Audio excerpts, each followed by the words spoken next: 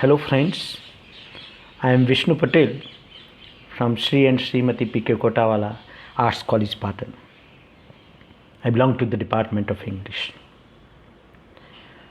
I propose to continue with our discussion of CC-101,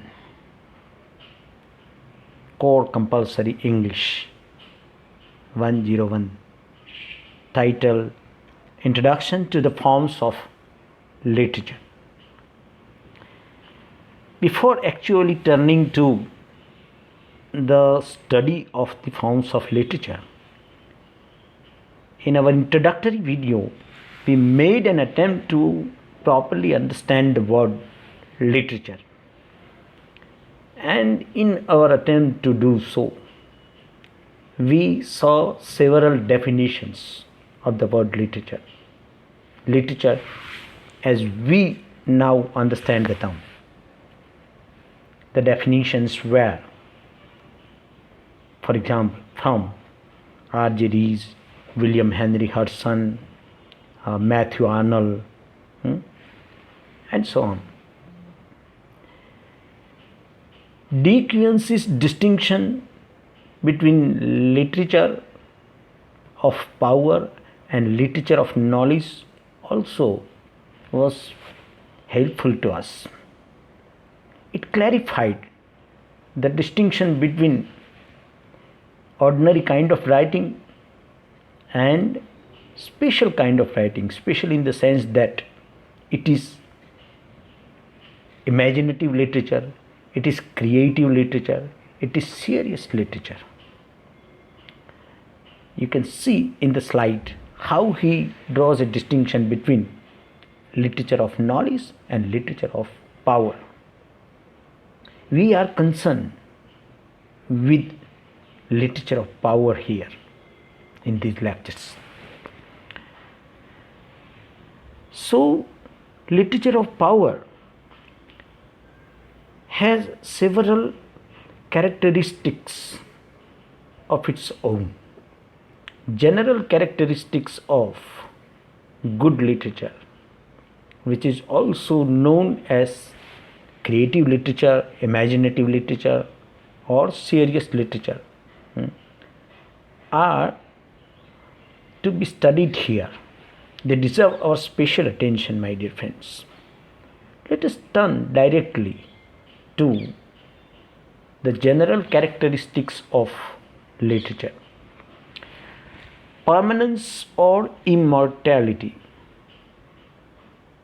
First of all comes in order of importance, permanence or immortality.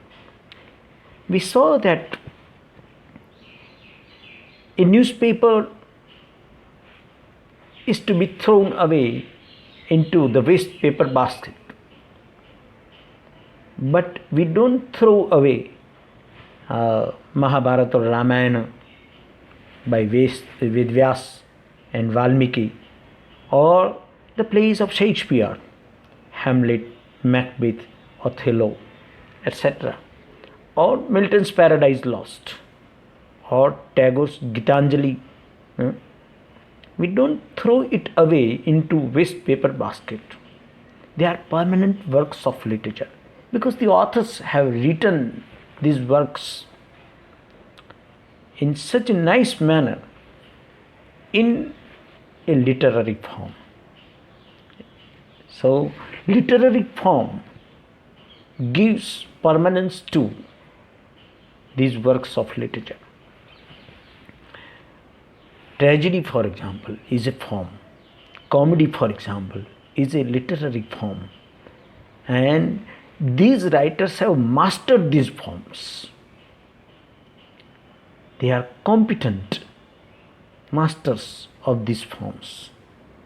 They handle the theme in such a nice manner that they are going to be remembered by posterity during the ages to come. They are immortal on account of their works. And the writers also know that they are going to be immortal. They want to live through their words so long as man can breathe or eyes can see. So this is one quality of good literature. It is permanent, and this quality marks literature, as we now understand the term, off from things like journalism or advertising or even works of information. Second quality is literature holds a mirror up to nature. Holding the mirror up to nature. Nature here means human nature. External nature also is dealt with by so many poets like Wordsworth and Robert Frost and so many other poets also. But human nature is being studied and dealt with by writers in their works, in their immortal works. In this sense, Arnold criticizes works of literature, means he judges works of literature. His very definition of poetry is suggestive of this quality, criticism of life. Then comes the turn of originality. How can originality be achieved? How can a writer become original in his approach? Is originality to be meant altogether a new subject? It is impossible. Love, life and death have been dealt with for centuries by authors, by different authors, writers. So no new theme is possible. Everything has been already thought. Then where is originality to be found? Actually, originality lies in dressing the unalterable old themes anew. True wit is nature, as Alexander Pope puts it. True wit is nature, to advantage dressed, what oft was thought but never so well expressed. So this is where originality is to be found, is to be understood. Originality, by originality, Ruskin says, it is not newness, it is genuineness. No subject can be altogether new. Everybody has thought, great many thinkers have thought about originality or these themes. So it is in the way you express things that originality is to be found. Then technical perfection, technical skill. Poetry or literature is not merely a matter of inspiration. It is both a matter of inspiration and a matter of perspiration. You have to put in a lot of labor and exercise in the beginning. And then, as Ben Jonson says, custom makes it habit to write well.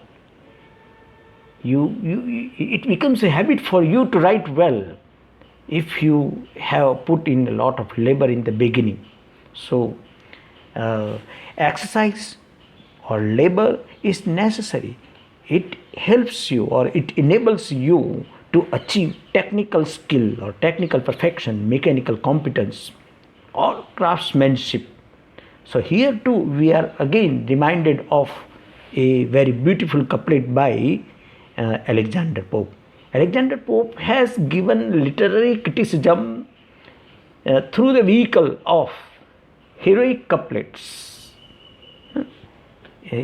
In heroic couplets, he gives us literary criticism or criticism of the nature of human beings. Essay on Man and Essay on Criticism. These are the two famous works by Alexander Pope. And he has written about technical skill in this way.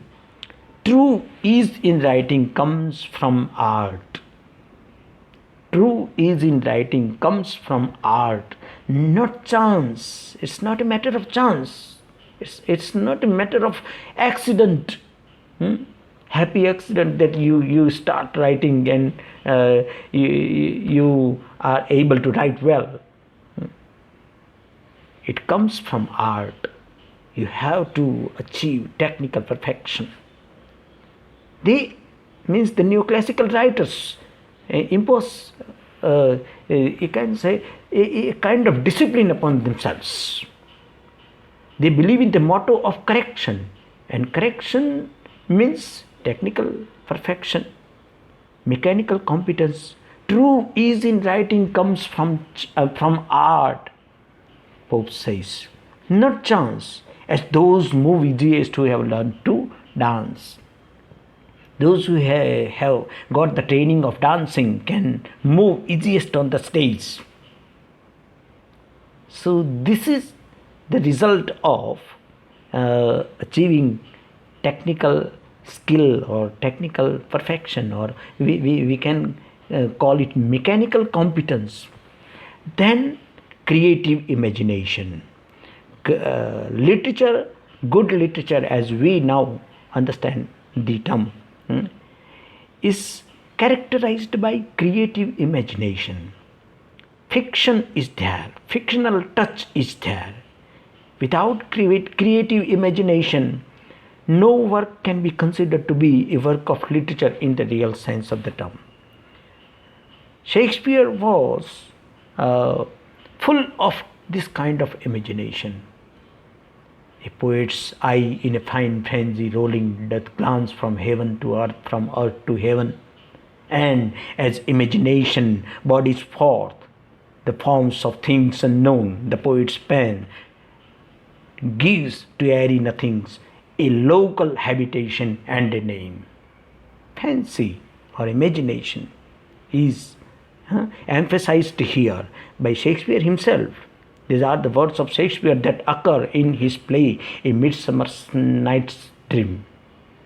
So creative imagination is necessary for making a work literature in the real sense of the term.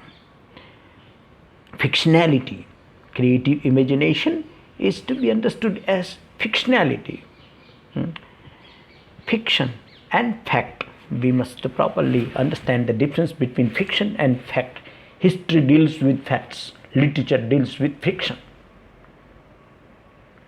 Yes. So before turning to the study of different forms of literature, we should understand the general characteristics of good literature. So these are the general characteristics of good literature.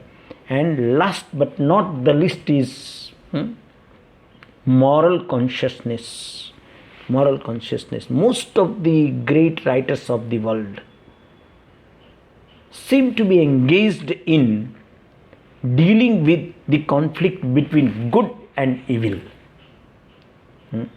When we turn to Bacon as an essayist, we shall find that Bacon also is engaged in, you can say, counsels, civil and moral. His essays are full of his wisdom. So he expresses his wisdom so that we can, we can improve our life. In his own aphoristic style, he gives us so many counsels. So moral consciousness is there in every great work of literature. Sophocles, Milton, Dante, Shakespeare, Goethe, our Vyas, Valmiki. These don't be forgotten. No? Yeah, they are perhaps greater than all these persons. Okay, so these writers are engaged in the dealing with the conflict between good and evil, and good, the element known as being good, always wins ultimately. Good literature or great literature, as Aristotle observes, deals with what ought to be, not what is. History deals with what is. Literature deals with what ought to be. So these are the main characteristics of, you can say, good literature. And then now it is time for us to turn to forms of literature. We have seen these forms hurriedly. The other day in the first introductory video, I referred to different types of poetry, different types or forms of drama, different types or forms of prose. General categories or broad categories are poetry, drama, prose, and within these categories we have different forms. The lyric, for example, the ode, the sonnet, the elegy, the idyll, the epic, the ballad, the satire are the forms that are found in the category known as poetry. In the same way, tragedy, comedy, tragicomedy, etc. are to be found within the category of drama, and within the category of prose we find the essay, the novel, the short story, biography, autobiography, and criticism. Criticism also falls within this category. And now it is high time for us to turn to unit number 1 that occurs in our syllabus prescribed for CC-101, essay as a form of literature and short story as a form of literature. And there too we shall start with essay as a form of literature. Friends, shall we now try to understand the origin and meaning of the term essay? The word essay came into use on the publication in 1580 of the essays of Montaigne. Montaigne was a French essayist who lived between 1533 and 1592. Montaigne is described as the first to say as an author what he felt as a man. This description is suggestive of the nature of Montaigne's essays. Let us read the description again. Montaigne was the first to say as an author what he felt as a man. So in this description we find a characteristic of the essay. Its personal approach to its subject. When we read the essays written by Montaigne, we happen to meet Montaigne the man. Montaigne talks about his own experiences, own feelings, revealing his own personality. So Montaigne the man is to be seen in his essays, and that is why it is known as personal approach. I would like to show you the picture of Montaigne. Michael Joachim de Montaigne is a French essayist. Michael de Montaigne, we can call him Lord of Montaigne, was one of the most significant philosophers of the French Renaissance. He popularized the essay as a literary genre. His essays are personal and subjective, as we saw just now. He influenced William Shakespeare, Jean-Jacques Rousseau, Friedrich Nietzsche, etc. So, these are not ordinary men. Then, so far as English essay is concerned, Bacon can be said to have started writing in this form. So Bacon can properly be considered to be the father of the English essay. Bacon took the form of essay from Montaigne, undoubtedly, but his approach is not personal like that of Montaigne. So unlike Montaigne, Bacon, who lived between 1561 and 1626, called his pieces dispersed meditations. Meditations means whatever he thought about life, whatever he thought about his experiences in life, is expressed in his essays in a purely objective manner. He doesn't allow his own personality to be revealed or expressed in his essays. So these are the two different or opposite approaches, subjective approach and objective approach. So Montaigne's approach to the subject is subjective or personal, whereas Bacon's approach to the subject dealt with in the essay is objective. His essays, as he himself says, are made up of dispersed meditations, scattered meditations. Meditations have been spread or expressed in his essays. Bacon's essays were notes on things outside himself,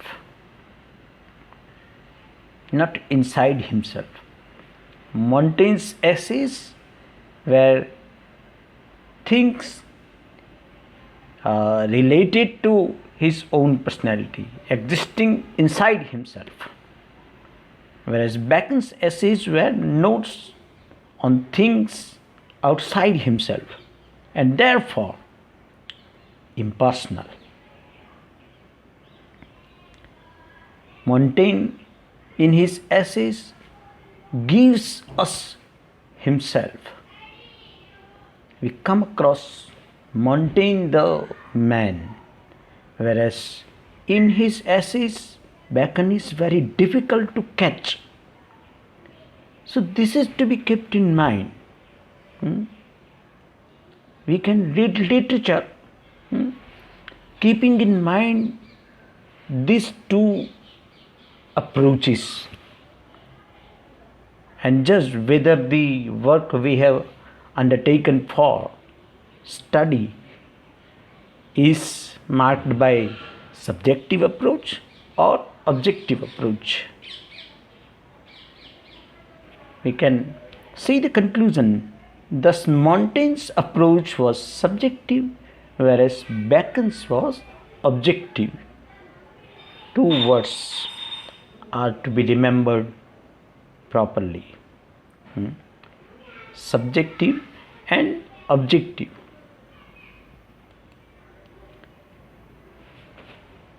Then we should also concentrate at this moment the aim of the essay. The aim of the essay. What is the aim of the essay? Why does the essayist write an essay at all? The only legitimate aim of the essay is to give pleasure. It is more like a lyric than anything else. It gives us as much of the author as of the subject. A real literary essay gives us as much as of the author as of the subject. It talks about the author as well as about the subject. Consequently, it must arise directly from his mood. Literary essay, ultimately, as some critics observe, is an essay talking about the author's mood.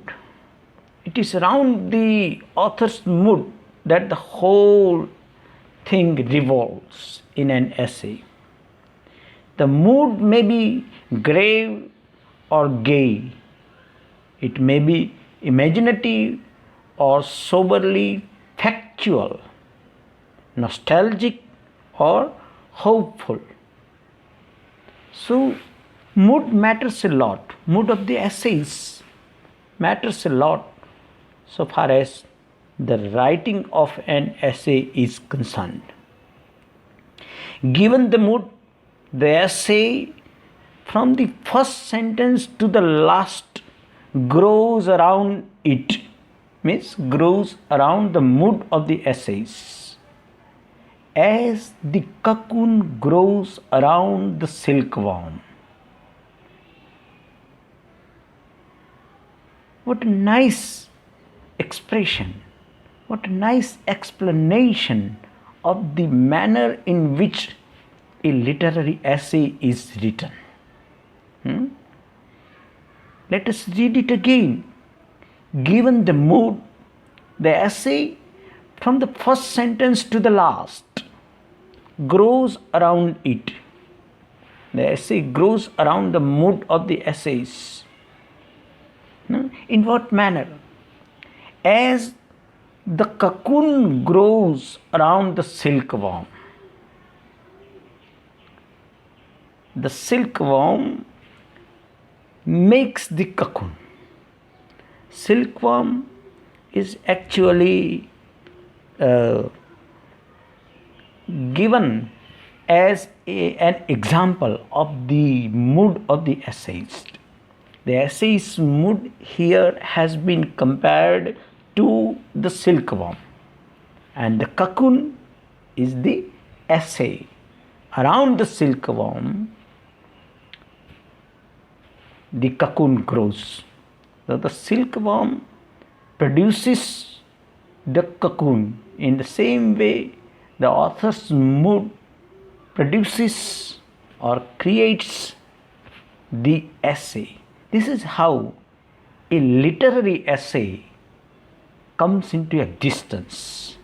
A literary essay is written by the essayist. It is the mood that makes the essay. We were to see one more picture also. We have seen the picture of Montaigne. I would like to show you the picture of Francis Bacon. This is Francis Bacon, my dear friend. These are two great essays with whose essays the form of the essay can be said to have started. Michael Montaigne, Michael D. Montaigne, he is a French essayist, whereas Bacon is an English essayist. This is Bacon. He was a great man. He was a statesman, great statesman, and in spite of being a statesman, he was also a philosopher. Though he was a statesman, he was interested in literary kind of writing. He is famous for his essays also. His methods of working are scientific in nature. So he is known for scientific method in his works. Bacon called his essays, as we saw, dispersed meditations. He was a philosopher, statesman, and jurist who served as Attorney General and as Lord Chancellor of England. See the status of this statesman. It's a great and respectable status in England, and he chooses to write essays full of wisdom, essays characterized by his dispersed meditations. Bacon was the first name in the history of English essay, as we now know. The form of the essay was well suited to a man of Bacon's natural gifts. He had a natural gift to pack up so many things in a small space. Bacon was extraordinarily discursive in his interests. He was a man of various interests. He was a courtier. He was a scientist. He was an essayist. He was a statesman. He was a philosopher. So many things at the same time. Means he was a versatile genius. We can call him a versatile genius. So essay fitted his genius very well. He took all knowledge for his province. He believed that he was meant for all types of knowledge. He took all knowledge for his province. At the same time, he was thrifty of his thoughts and his literary material. He took the form of the essay from Montaigne, as we saw, but adapted the essay to his own purpose, and his purpose was basically different from that of Montaigne. His purpose was not to express his feelings or sentiments or his own personality. He did not allow his personality to be projected in his essays. He kept a kind of safe distance at the time of writing his essays. So he negated his own self while writing his essays in an artistic manner. So this is a worth appreciating capacity, my dear friends. He was a moralist and a politician. So his essays are filled with his counsels, moral and civil. We shall see about all these things in detail in the videos to follow. In the next video after this, we shall try to study some more definitions, some more explanations of the term essay, and we shall see different types of essays also. Till then, you are requested to keep thinking deeply about all these things that occur in these videos. Keep watching our videos and keep thinking more and more, deeper and deeper about literature, the nature of literature, and different forms of literature. Thank you very much. See you in the next video. Till then, goodbye, my dear friends.